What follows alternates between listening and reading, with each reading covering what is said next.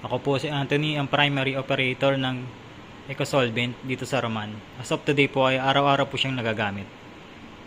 This week, ang EcoSolvent machine ay naka 275 meters. At ito naman po ang weekly consumable sa magenta,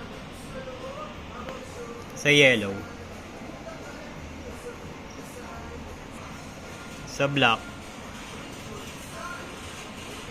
sa cyan, at sa media. At ito naman po ang aking supply. At ito naman po ang printer head at cupping head. Ito naman po ang AVR. Ito naman po ang tama pag head clean.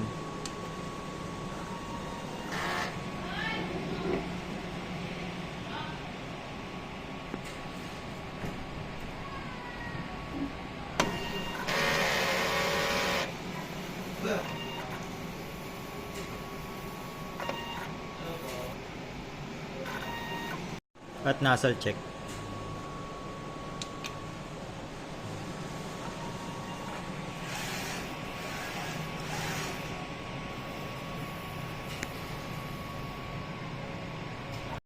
Ito naman po ang aking ink tank. Araw-araw po ito nililinis.